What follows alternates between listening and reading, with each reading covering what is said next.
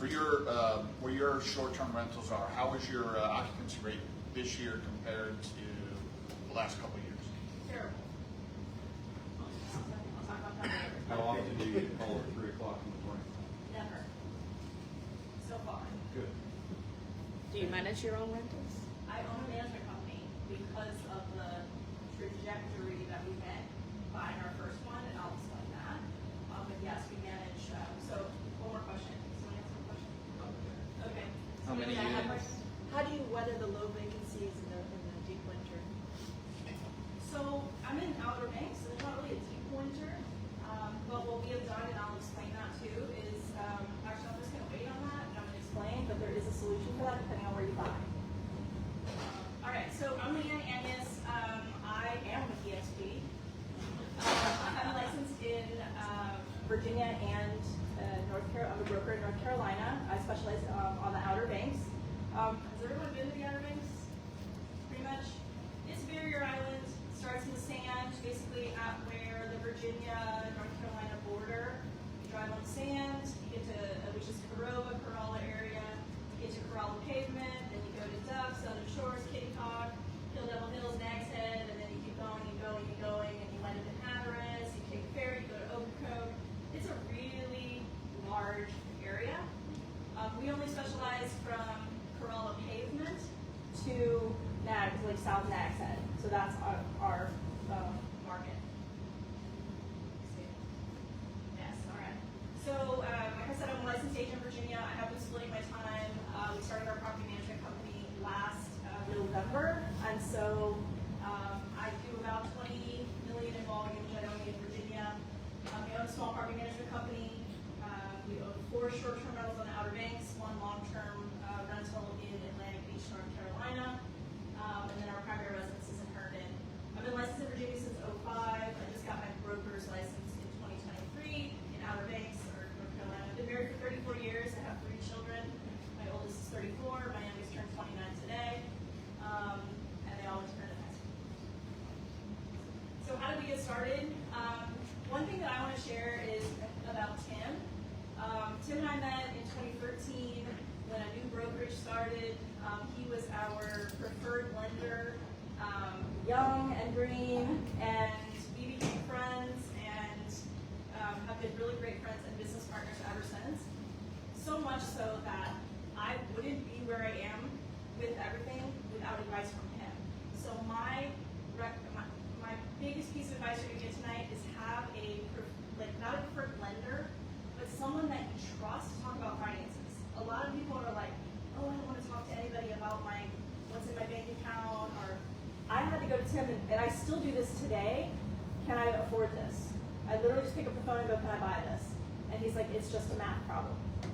And so then we go through the details. But you've got to have that person. He gave us some really great advice through the process, which allowed us to do what we did. So just my 2 cents on those kinds of relationships. We started flipping in Herndon in 2018. With that, we bought 2 condos. So we bought 2 condos in Reston. One of them we bought, I bought 2 houses for my daughter's dog. Just, rental properties, but they're for her to live in and really for the dog, because the dog couldn't live in an apartment complex. It was an aggressive breed, so we bought 2 houses for the dog. We kept the condos in Reston with renters in them for about 1 to 2 years. Bought the first house in Outer Banks in 2020. So COVID hits. We realized that our broker at the time had a property in Outer Banks, and we had never really been to Outer Banks, only a few times when our kids were younger. And they paid $535,000 for it. They bought it in 2019, and they're pretty close to ocean, with ocean views, 5 bedrooms, 6 bedrooms, sleeps 12. And I thought, wow, you can get a house with a pool for under, around $500,000. So we started going to Outer Banks regularly and doing our due diligence. We bought our first one in 2020, a traditional product. We put 10% down, second home. Then we bought our second one in April 2021. We sold a condo, bought a third one in 2021, sold another condo, bought the 4th one, and then we also bought the property in Atlantic Beach in December 2020. So we just basically did one thing, flipped a couple houses, took that money, bought a condo, right? Flipped a couple more houses, bought another condo. Then we sold the condo, bought a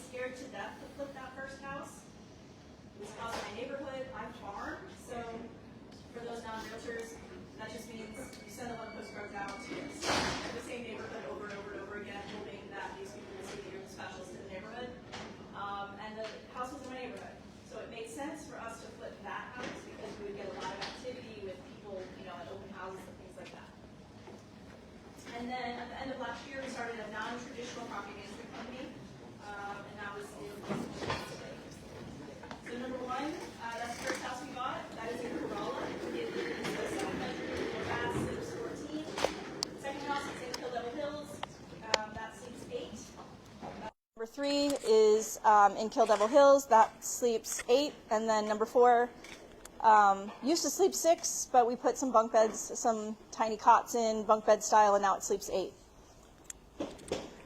So what are the options for purchasing? How do you buy these, right? So like I said, I bought 3 of mine that I bought as 10% down second homes, a traditional Fannie Freddie product.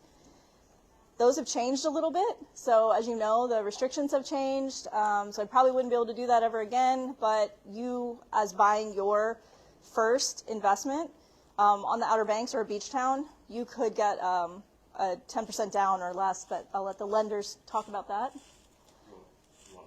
No, I'll save it, yeah. You can do an investment loan where you put 20% down, which I bought number 4 with. I think I put 25% down on number 4, which was the most expensive house that we bought was number 4. You can get a HELOC, take the money out of your HELOC to use as your down payment. I am not a licensed lender or a financial advisor. I'm just telling you the different options that I know that are out there. The DSCR, which is a debt service coverage ratio. I'm going to try to do this myself soon, hopefully. I'll let Tim talk a little bit more about that product. And then bank statement loans. So DSCRs and bank statement loans are great for 1099s. If you're a realtor, 1099 employee, those are great products. But there's several ways to get into your first short-term rental. How do you analyze the data? I think in the original slide there was talking about how to pick a market. I always say, where do you want to go? Right? What's the purpose of your first short-term rental? Are you buying it strictly as an investment property? That's a different conversation than if you're buying a house that you want to spend time in and you want to have a free beach house, right? Or a free property that you want to spend time in. So if you wanted to, we were talking about Luray earlier, right? So Luray, Virginia. If you wanted to get a short-term rental in Luray because you love going to Luray, then that would make sense for you to do something like that. We bought our first investment in Outer Banks because we wanted to have a free beach house. So we figured out the numbers and figured out that we'd be able to have a free beach house, so that's why we bought in Outer Banks. Analyzing the data is figuring out, like Patrick said, all the data is public information. Any house that's listed in the MLS on the Outer Banks or some of these vacation destinations will have prior rental data. So if you have an agent looking for you in a particular town, they can find the prior rental data. If they can't, there will be projections, right? So in the MLS in Outer Banks, there is rental projections. If the house doesn't have, wasn't rented previously, it'll say what the rental projections are. You can pick up the phone and call a property management company and say, I want to buy a house in the Outer Banks. Can you give me rental projections, right? So the way that I come up with rental projections is called the enemy method. It's just like pulling comps. It's just like seeing comparable houses. I go online onto Airbnb or VRBO. I look up properties that sleep 14, that have 7 bedrooms, that have a pool and a hot tub. We have a bar. I want to see properties that are very similar to mine, right? And I want to see what they're listing for, what their occupancy rates are. And then I'm going to combine all of that data into an annual number to say this house will do X, right? So that's how we come up with, that's what the enemy method is basically. You can find a great realtor in the area who knows about short-term rentals. This is really important in my opinion. If you're going to buy a short-term rental and you're looking in a market, find an agent in that market who knows that, right? If you're just hiring a regular, it sounds terrible, I'm not an agent, but if you're hiring a regular agent who doesn't do any investing, they may not be the right person to help you reach your goals. And I think that's a really important relationship to have. Many areas have restrictions these days. So you have to really vet the area, and it's changing on a monthly basis. I think I heard Dallas now, you can't have short-term rentals in Dallas, Austin banned it. So you've got to make sure that when you're buying, you know that you can have it in a, and don't rely on the realtor information to tell you you can have a short-term rental. Call the zoning department, talk to whoever you need to talk to in the government, but don't rely on your realtor or your lender to tell you whether it's you can have a short-term rental there. How to get top dollar. Everybody been to an Airbnb? Everybody booked on Airbnb? Okay. So just to clarify, I say short-term rental. Short-term rental is the product, the house, right, that you're doing. Airbnb and VRBO are platforms that you market your property on, but people use them interchangeably. I want to buy an Airbnb. No, you want to buy your short-term rental, and you want to put it on Airbnb as your marketing platform, okay? How do you get top dollar in these? You want to, just like you're going to sell a house, same concept. What would you want to enjoy in the property that you're going to? We go to a hotel. The hotel will have, hopefully, nice comfortable beds, clean linens, hopefully comfy towels, which they generally don't. Maybe they have a coffee maker. Maybe they leave coffee for you. Hotel, you're not going to get laundry pods, a laundry machine, you know, washer and dryer, all of those things. So think about how you want that set up. What's unique about your property? Is it a yurt, right? Is it, can you put a stock tank pool? Does everybody know what that is? So it's a cowboy pool. It's like when we were kids, they used to have those round metal pools that we used to play in. Those have come back, and now people are installing those and putting pumps on them. So you could build a deck around a stock tank pool and put that in your backyard. Think Instagram, right? What is your guest going to take pictures of while they're at your property? And how does it get shared? So you want your property to be super unique. Refreshing the kitchen, the bathrooms, doing new floors, modern amenities, hot tub, saltwater pool system, outdoor games. Cornhole is huge at the beach. Every house at the beach should have an all-weather cornhole set. Comfy beds, we have tons of reviews about our beds. So anybody that looks at our reviews are going to be like, oh, these people have really comfy beds because we just put toppers on them. We put like 3-inch memory foam toppers on the top of the mattresses, and now everybody just sinks in and they love it. And then we have bright white clean linens that smell fresh and clean, so when they get in bed at night, that's something they remember. A cool coffee bar, and towels. Here's just an example. We bought the first house in Kerala. The kitchen was your standard wood cabinets. It had black granite countertops already, so we decided, even though they're not in the best shape, people have opened their beer bottles on them.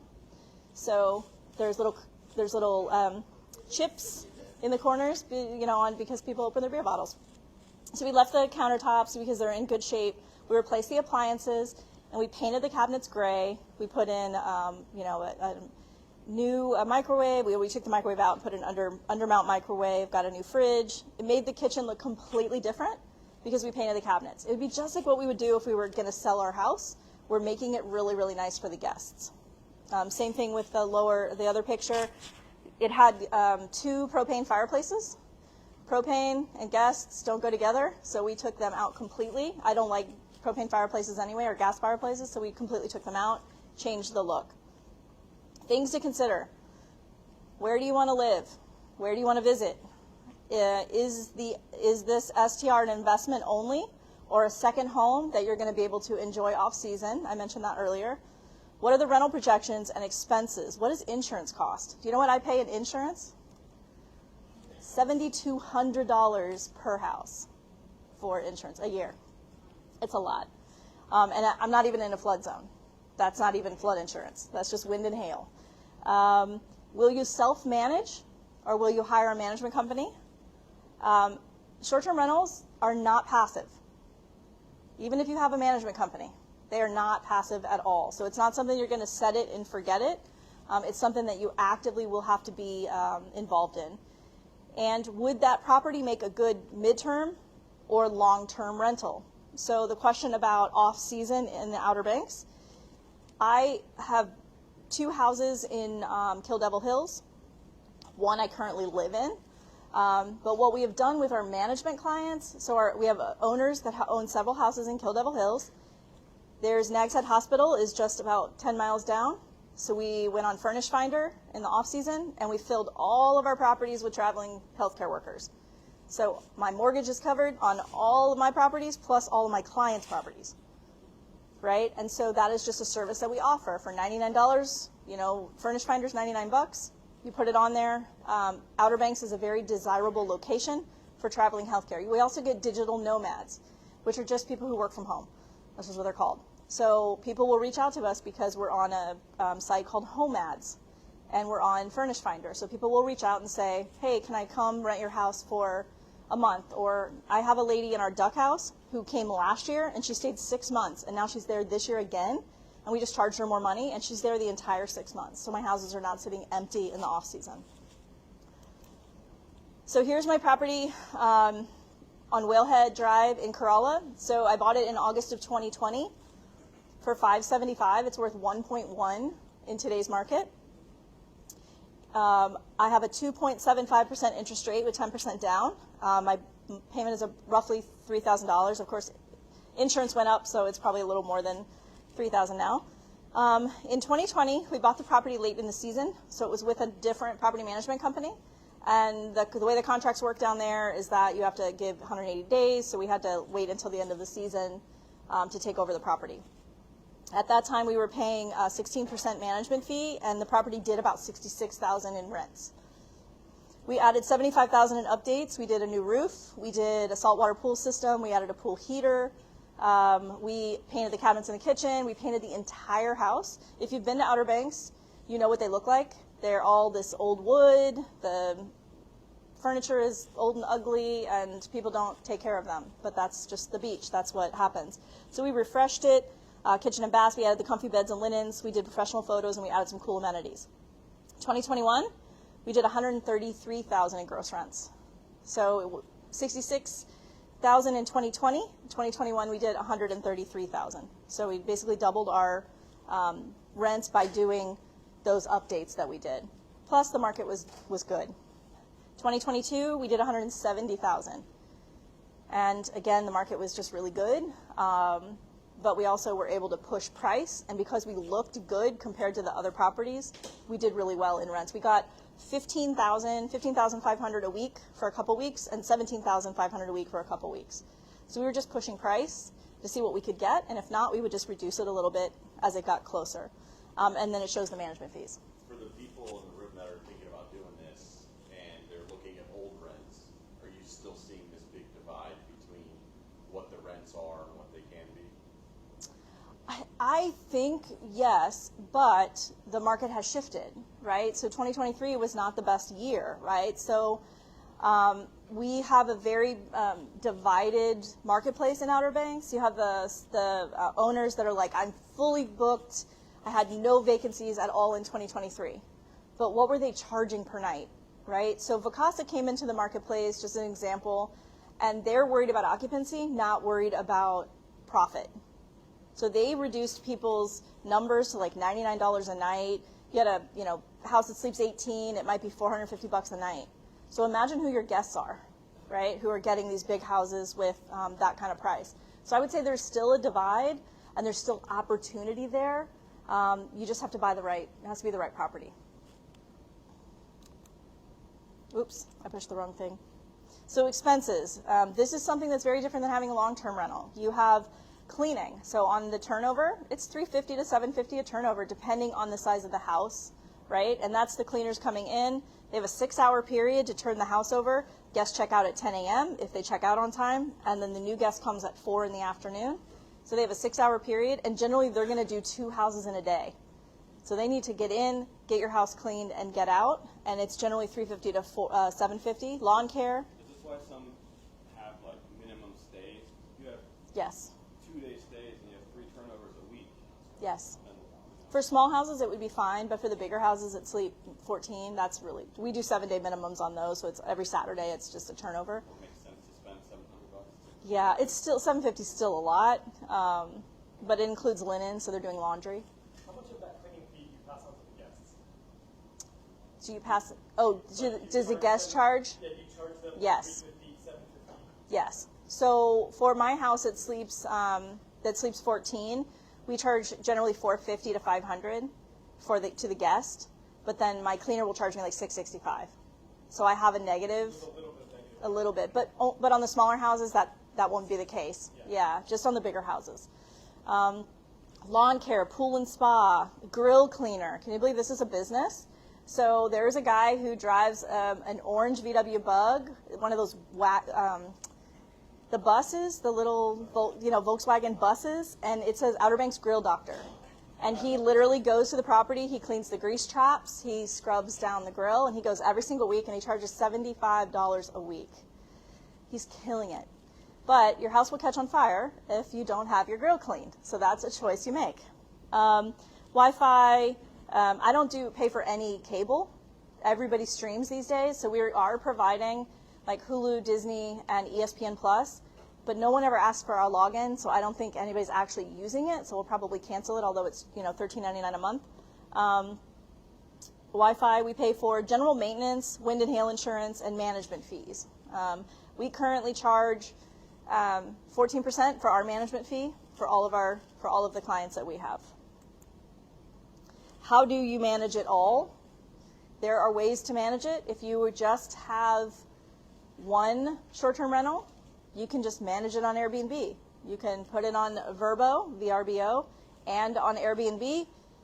You can sync your calendars with an iCal sync, and every time someone books on Airbnb, it will automatically block the dates on VRBO. It's very simple if you just have one. When you start getting into 2 and 3 properties, you need some sort of back-end system to manage them all. So we use Hostfully. It's a vacation rental management platform. We currently have 24 houses in the Outer Banks that we manage. And so we use Hostfully because we would be able to do it. Price Labs. So Price Labs, Beyond Pricing. These are pricing tools. So you connect your listing to Price Labs, and then you can pull comps through their system, and it will allow you to determine like what a good base price would be based on your competition. And then you can set a low price and a high price, and then the system will automatically raise and lower based on the supply and demand of what's happening on the Airbnb market. This is not set it and forget it, though. We mess with our data. For the realtors in the room, when we have a listing, we go in and we make changes to the listing. When we make changes to the listing, what happens? It brings it back up to fresh in the MLS, maybe emails it out to the people. We do the same thing with our properties because we always want them coming to the top. We always want them to be first. So on a weekly basis, we change the front photo, just like we do on our listings when we sell them. We change the front photo because if someone had looked at our property, we want them to see something different. So we're changing the front photo. We're going into Price Labs, and we're manipulating the data in Price Labs, even if it's $1 up or $1 down. We're just manipulating the data so that it refreshes. Reviews is just a review system, gathers everything. TouchStay, they're digital guidebooks. Zimplify, so I have to be honest, I am not good at financing, or finances. So QuickBooks I can handle, but when you own a property management company and you have all these properties, it is very, very challenging. It's a whole different ballgame. It took me this entire year to find a system that does what I needed it to do, and that is called Zimplify. And basically it's an app. It connects to QuickBooks. It does all these things, and it works. That's all I'm going to say, because I am still learning it right now, and hopefully I can pay someone to do it for me, because it has been that's been the biggest thorn in my side of this whole season besides cleaning. Slack, everybody knows what Slack is, communication tool, and then we have a cleaning management system. So property gets booked, cleaners get notified, they accept the cleaning, and then it's on their calendar. They have an app. I know when they get to the property. They can take pictures with timestamps, because guests are notorious, like, oh, I found this in the property, even though we had already inspected it, but now we have timestamp photos, so we know that it wasn't like that when they got there. So there's all kinds of tech tools that you can have. Do you have all of those? I have all of that. Yes. So it's about $1,000. Well, Zimplify itself is about $25,000 a year. And that's for them to do everything for me, which I'm very excited about. So everything else is about $1,000 total. So I wanted to bring a real life example. So I brought two, so you could see what I'm looking for when I am looking for property. This is a real live property that's active in the MLS in Obar, which is Outer Banks. 548 Trolling Lane in Corolla. It's 5 bedrooms, 3 full baths. You can pull it up on your phone, look at the pictures. It's a 5-minute walk to the beach. It does not have a pool or a hot tub. So the numbers I'm quoting means we're putting in a hot tub. It needs about $35,000 worth of work, in my opinion. Okay? It has carpet. You want to put LVP in. You don't want the smelliness of beach people walking on your carpet and getting it wet. And it needs a hot tub. It does have room for a pool, so there is the opportunity to put a pool in, but I recommend a hot tub. Potential rents on this property are $75,000 a year. That is as the house stands today with a hot tub. That is not coming in, putting your LVP, painting, changing out your beds, making it more modern. You probably could do 90,000.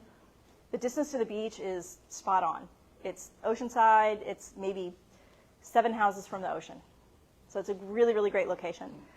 Did you want to talk about numbers? Sure. So, I've seen and participated with this presentation once before with Leanne, so I didn't want everyone to have FOMO when they saw the slide with 2.75% interest rate. So I thought it was very important to get into the current numbers and the fact that, there are people still investing in the Outer Banks and in short-term rentals in general. And I know this is kind of hard to read, but basically, if you bought this house for $649 and put 20% down and had an interest rate of 8.5%, plus $500 a month in homeowners insurance, $79 in homeowners association dues, which that's just this particular property, taxes of $277, your monthly payment is just shy of $5,000. And your cash to close is just shy of $150,000. We've talked about different ways to buy houses, subject to seller financing. But if you just went out on the MLS, right, and found this house and put that much money down, that's approximately what you'd be looking at. As Leanne mentioned earlier, you could put less money down. You would have mortgage insurance, which is the least of your concern. In the timing with Leanne's investments were great, right? She bought as the market was heating up and before there were multiple iterations of Fannie Mae making it more difficult to buy second homes, more expensive to buy second homes. So now if you buy an investment property or a second home, the rates are virtually the same if you're comparing the 10% down. I know this is getting very technical, but the 10% down option is very expensive relative to what it was a couple of years ago, right? You're looking at like several points and interest rates that are comparable to investment properties. So I wanted to put, for 2 reasons, I put the 20% down just to bring the payment down a little bit and to show you that it was possible to break even and maybe make a little bit of money with this example in the short-term rental. Yeah, so this particular property does $75,000 in rents. Your monthly payment, your mortgage rate for the year is, your mortgage is around $58,500. You $75,000 in gross rents. You've got a free beach house. And yes, you maybe make a little money. So it does, there are expenses related if you're doing short-term rental. But you would break even. So, any questions about that example? And this is your time, so please feel free to ask anything you got. Now, the appreciation on these is kind of, in this situation, kind of what you'd be banking on, right? The next 5 years, you say the house, as you did renovations to an area grew, that may go at $800,000. Absolutely. Absolutely. So I think, if you go online and you look at the photos of the house, you'll see that it's got carpet, the kitchen is outdated, so the things that you're going to do to it are going to bring up the value. If this house was, and the thing I did mention, it's been on the market 176 days. Offer 600. That's right, right? So, the market is changing in the Outer Banks. People are still trying to price their houses too high. So you can get some deals right now. And so let's say you got this for, let's say 6.25. Let's just say 6.25. And you come in and you enjoy the beach house and you update it as you go. You bring some short-term rentals in the season. In the off season, you wouldn't be able to do midterm rentals here because you're too far north. The hospital is just too far. So this is strictly short-term rental example. It's good to know. Yeah, so because this is Kerala, but this neighborhood is a nice neighborhood. This one has a decent lot on it. It has room for a pool, so you could definitely add the pool, and that increases your rents and increases the value of the house. Any creative funding ideas for the down payment plus the renovation? I'm not the right person to ask. Yeah, so do you own a home? Right. The most obvious is the equity in your current home. That you know, how many times do we have the conversation before you got a home equity line? I know we did not want to get it. We did not. My husband was adamant against it. I had to put Tim on the phone with my husband. He finally understood it, and that was how we were able to do some things. Patrick, So- we ever talked about it? Yeah. So, I mean, everyone in this room that bought, you know, at least a couple of years ago is very blessed with the appreciation we've had over the last couple of years. So that's the most obvious, right? You know, there's many people in this room that would love to partner with you on an investment property. I don't know if that's a path, myself included. I don't know if that's a path that you're interested in.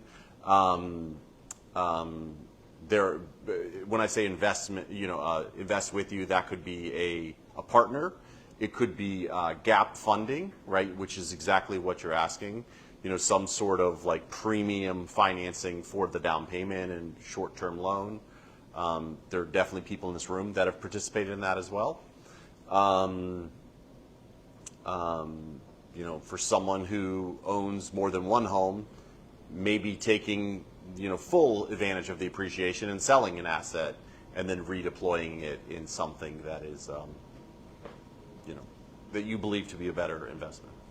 Those are just some thoughts, for sure. So one of the things that, so as a realtor, everyone knows unless you sell a house, you don't make an income, right? And so I started a property management company with my husband and my daughter. So my focus for 2023 and end of 2022 has been on building this business and not on my real estate business, right? So I've still gotten some business, I've referred some things out, but I really had to focus. I was worried about finances, carrying 6 houses, trying to build a business. Everybody knows you got to build a business, right? And you got to have money for that. So I was able to take a HELOC on the first house we bought. So I got $200,000 out of that house, just sitting in a bank account so that I know I have that money if I ever need it. But I was able to get a HELOC on an investment property, on a second home. And you can on investment property, but as you can imagine, the equity position and the rates get worse. But they're definitely there's opportunities for all that. Yep. Go ahead. I'm sorry. I have two questions. One is, how much do you pay for insurance in a property like this? And the other one is, do you have any kind of issues coming from the HOA when you want to put the service? On the second question, no, because Outer Banks is all rentals. There are some owners who still live, you know, in the neighboring houses, but especially in Corolla, it's always been a vacation rental destination, so I don't really have any concerns with, and most of the neighborhoods don't have HOAs. So my house that I bought, none of my houses are in HOAs. This one happens to be in an Ocean Sands community, so it has a small HOA that has a tennis court and pool, but generally, that's not an issue at all. Insurance right now is about $7,100, $7,200 a year. I think my house in Kill Devil Hills just went to $7,700, which is crazy. I'm not even near. I'm like 6 houses from the water, but everything's just going up with rates and all of that.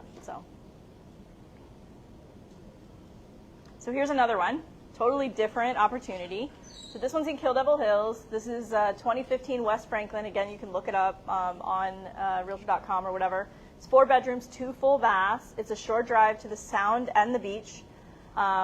If you understand Outer Banks, you got Sound on this side in Kill Devil Hills, and you got the beach on this side. This house literally sits right in the middle. So you either have 5-minute drive to the beach, 5-minute drive to the Sound for the most amazing sunsets ever.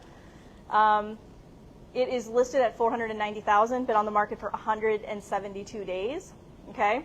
The cool thing about this house is that it is split into 2 units. So you have an upper level with 2 bedrooms, 1 bath, and you have a lower level with 2 bedrooms, 1 bath. So you literally have rental opportunity for both units. The lower level has a kitchenette. The upper level has a full kitchen, and then there's laundry on the upper. I'm not sure if there's laundry on the bottom. So what we've done with our properties, like I talked about the midterm rentals before, is we have rented during the short-term rental season as a whole house.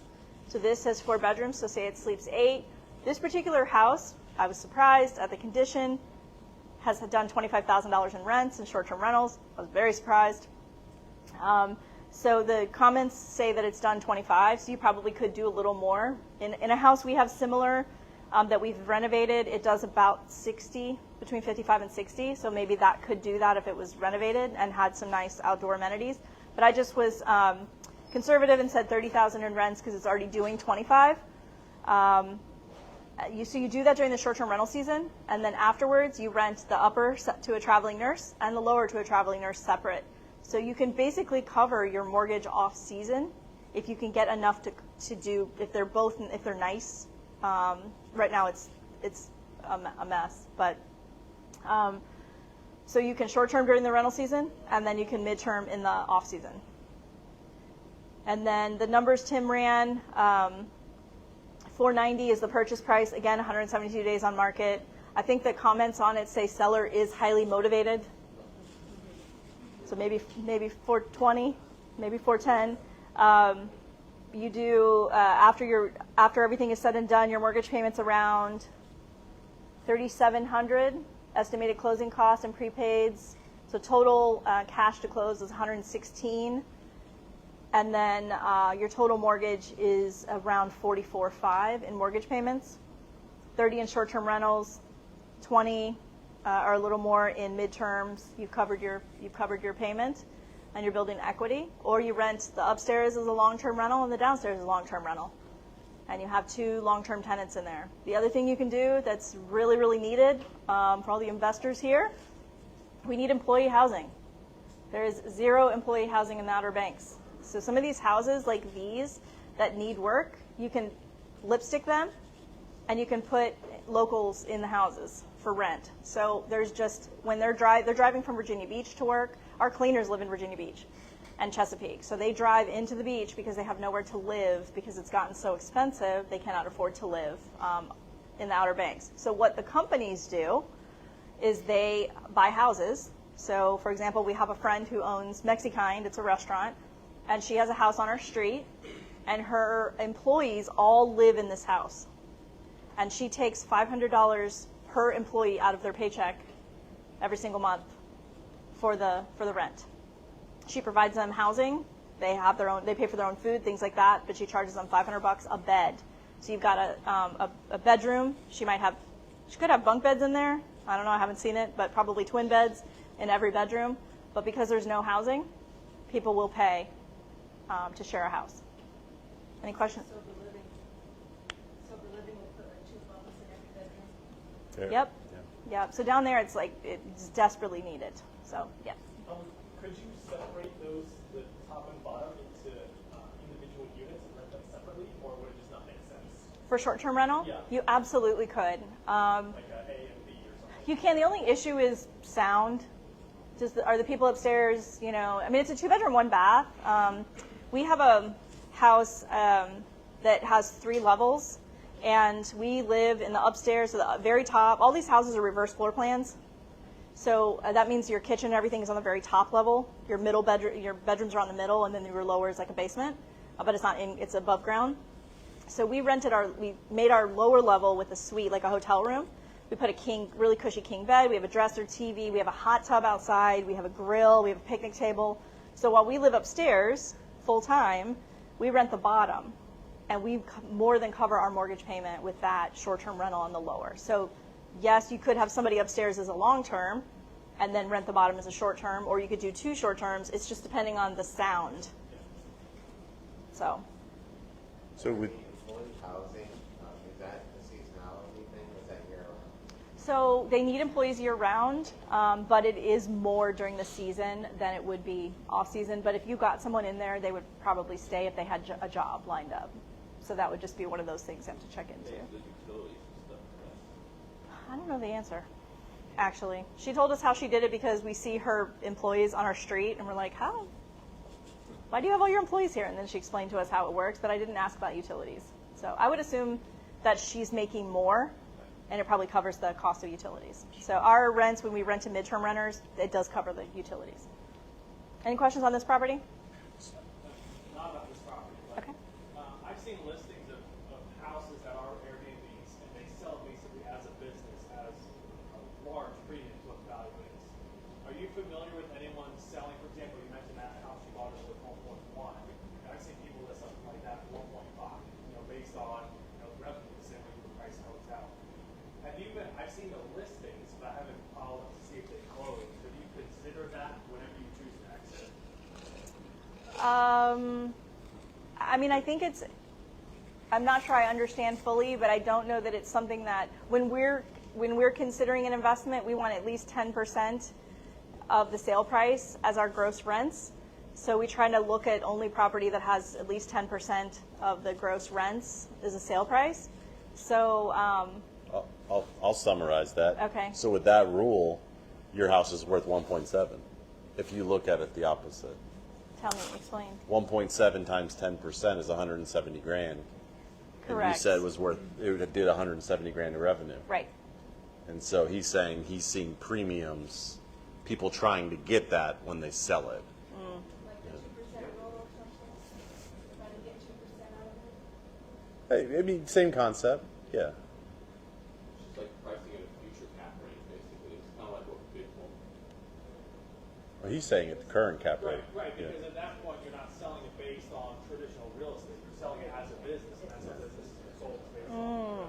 Yeah. So, I don't know get if that. you've seen any of that, of actual deals close based on that.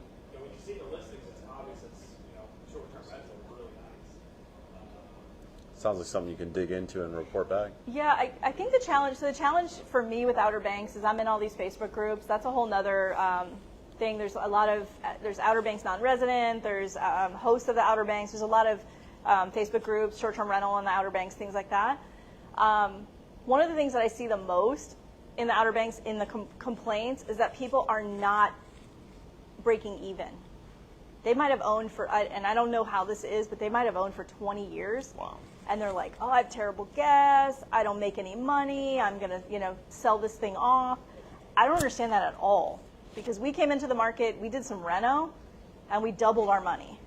And yes, we're not going to get that. I'm not going to make $170,000 ever again, maybe in another pandemic, but I'll never make that kind of money. We did $100,000 in 2023. So huge difference between 2022 and 2023. On that same house, we did $100 grand. So, I think that it would be tough for someone to sell it as a business unless they could really prove they were going to continue to get those kind of rents. Honestly, going into 2024, I have no idea what it's going to look like. We came in the market in COVID, so rents were amazing. But we're doing what we know to do, updating the house, giving a modern rental, putting modern amenities. Those are the things people want. When you're searching for you're buying your short-term rental, who is your demographic? Who are the people that are going to come to the place? And you have to make it look like that. Now, Outer Banks has changed completely on who the demographic is. We have a Target now. Okay, we have Target, and we have a Wawa coming. But there's breweries. I know that sounds so stupid, but we have a Target and a Wawa. There's breweries now. There's bars that are open later, which never happens. They usually close at like 8 o'clock in Outer Banks. So who is your target demographic? Ours is changing, right? So we're having younger people coming, or you went to the Outer Banks when you were a kid, and now you are grown and bringing your kids, right? So we have different generations. So you have to figure out what they want out of a house, and that's what you have to update too. Yes. So you mentioned websites, right? You list on Airbnb, you list on Purchase Finder as well. I assume you're on VRBO. VRBO, Google Vacation Rentals, Whimstay, Home Ads, Vacation to Go. And then you have a central calendar that'll update all when you get, or do you do that manually? No, Hostfully. Okay. And then, do you do any of your own advertising? Are you relying on these other websites to get you booked? No, we do paid Facebook ads. We'd like to do Google PPC, but I don't know it well enough and haven't had the time to get in and really do any Google advertising. But we have an Instagram page for every house, so that's something we offer as part of our management. So every house gets their own Instagram page, and then we're consistently updating our Instagram page with the new properties that we bring on. And then the owners are, we're updating their page. And then the link in bio, right? So the link is taking it to their direct booking, right? So because we have Hostfully, it gives us a direct booking site. We're actually building our own website because it's kind of ugly, the one that they provide. And we've had one ourselves that we did in WordPress, but it's I want a new one, so we're working on that. But the goal is to be off of Airbnb. Okay. And then the follow-up to that is Airbnb still your best income source? Or what is your best income source, and is the advertising you're doing, is that starting to gain traction to replace VRBO Airbnb? I mean, we're new still, so we had a total of 267 stays, and that just means individual reservations between the 16 houses we had last year, or 14 houses we had in 2023. So 216, 119 of those were Airbnb, and 55 were VRBO. So there's a big gap, and then we had, I think, 19 direct booking. So our direct booking site is, we're posting it. A lot of our owners posted in these Facebook groups, like moms groups, and on Facebook and things like that. So they're posting their own direct booking site. There's groups like Outer Banks by Rental, Outer Banks by Owner, those things. I can't post in those because I'm a property manager, but the owners can post their properties in those. But the goal is to get off Airbnb. So Airbnb is not for the host. Airbnb is for the guest. So you do have to be really careful when you utilize Airbnb. Sorry to monopolize. Airbnb's got great, they got air coverage, right? So it should be pretty solid for resolving situations like damages to your STR. How would you handle that outside of Airbnb, or VRBO's not as good either, but one of the competitive advantages of Airbnb? So I'm going to disagree with you. Okay. I don't think it's a good option at all. And the reason is let's say that your guest breaks your favorite chair in the house, which you shouldn't have left there in the first place, but let's say that it's your favorite chair and they break it. With air cover, I have to go to Airbnb, place a claim, and say, John Smith broke my chair, right? But before I do that, I have to go to John Smith and say, you broke my chair. So I have to confront the guest who's going to leave me a review in 14 days, right? So I don't ever want to go to the guest. I don't ever want to say you broke something in my house because, number one, I cannot prove they broke it unless I have a camera that shows me them actually breaking it. So on my tech stack, I didn't even include Safely. So we use Safely. Safely is a damage protection waiver. We charge every single guest. It's $60. I get $10,000 worth of content coverage, and I get $100,000 dwelling and bodily injury coverage for $60. So I charge the guest, right? And what I do is I charge the guest $160. It costs me $60. Now I have $100 of extra revenue coming in every single month. And the reason I do, or every single reservation, the reason I charge it extra is because Safely doesn't cover things that mysteriously walk away. Okay, so if my clients or one of our owners' blanket walks away, or our Bluetooth speaker walked away, I can't prove who took it and none of things like that. I can't file a claim because it's not worth $200. I can't file a police report. So I give the owners that extra $100 on every reservation so that they can cover the things that disappear. But $10,000 in content coverage. So what I did was I went in the back end to Safely. One of the guests dropped a beer bottle on the floor, exploded, went all over her white couch. Luckily, it's a couch cover, which can be replaced. So big, huge stain. Nobody said anything. The only reason we know what happened is because the broken beer bottle was under the couch. I thought it was a wet butt, right? So kids come in, they sit on your couch, you get that big yellow stain, but it was beer. So we took pictures, detailed photos of it. I submitted it to Safely. To replace the cover was $379. I had the invoice from the company where we were going to order it from, submitted it. I had the money in 2 days. Same thing with a broken bed frame. Somebody ran and jumped on the bed, snapped off the legs. We took pictures, submitted it. We got $199 for the bed frame for our owner. So I much rather you get some sort of coverage that way than try to use VRBO, just because your whole business is built on those reviews, right? And if you're going after a guest to try to get them, the only time we actually go after a guest is if they bring a dog that is unauthorized. And we will go after the guest for that. What's it called again for the other insurance? Safely. And there's other ones called Super Hog and things like that, but Safely has been really great to us. And you make that mandatory, not optional? Not optional. it's a lot of places charge a security deposit, you know, and then you've got to mess with returning their security deposit after they leave and deciding whether something's damaged and how much you're going to take. We just charge $160 non-refundable. We call it a trust and safety fee. $160 non-refundable trust and safety fee. I have one guest. She's getting ready to spend $18,000 to book one of our properties, and she wanted to know about the $160. So. Do you know if you can combine umbrella insurance to cover anything that safety doesn't cover? I have umbrella insurance. I have, I think, over $1 million policy, but that's just for it covers us.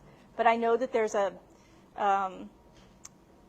process. So like safely, and then maybe your homeowner's insurance, and then after that would be your probably your umbrella policy. But I don't know exactly the process that goes. Questions?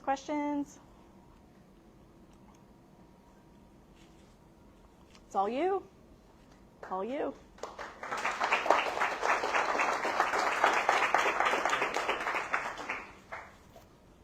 All right, so hopefully everyone feels more comfortable and is ready to go out and start buying some short-term rentals.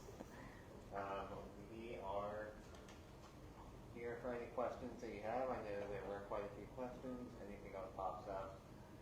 We will be sending out the slide deck on email. Just ask us. We can answer directly or shoot it over to Leanne and get those answers for you if nothing was answered.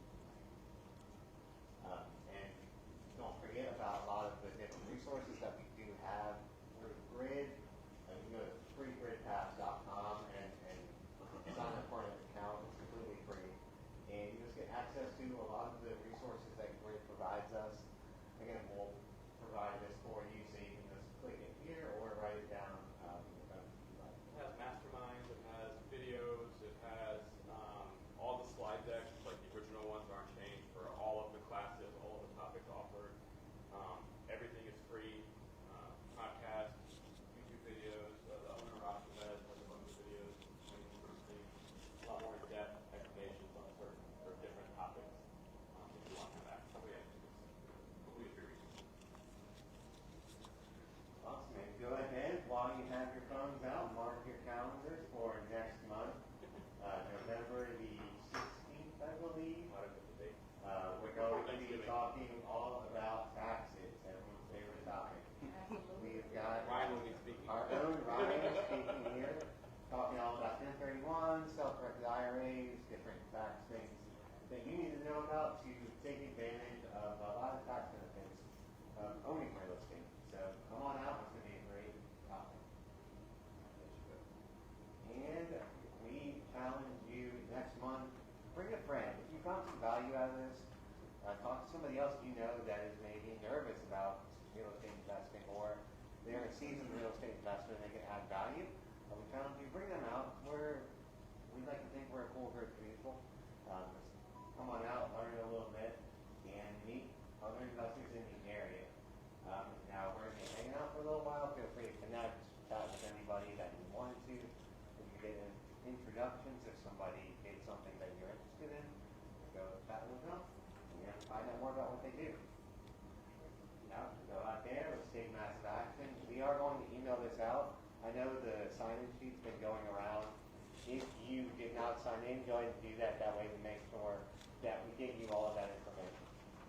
Thank you all so much. We appreciate you for coming out, and feel free to hang out for a little bit.